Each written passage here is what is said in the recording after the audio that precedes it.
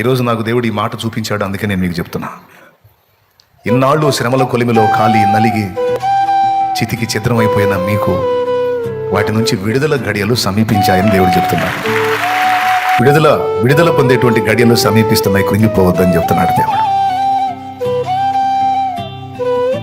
Ending పార్ట్లోకి వచ్చావు. నువ్వు ఇప్పటిదాకా గాయపడ్డావు, నలిగిపోయావు, కుమిలిపోయావు, ఏడ్చుకున్నావు, గుండెలు అవిసేలా రోధించావు, వణికిపోయావు, నిద్రలేని రాత్రులు గడిపావు, నిరీక్షణ ఆధారం లేక ఎంతో కృంగిపోయావు, వరుస ఓటములతో, ఎదురు దెబ్బలతో, తృణీకారాలతో చిత్రవదన అనుభవించావు.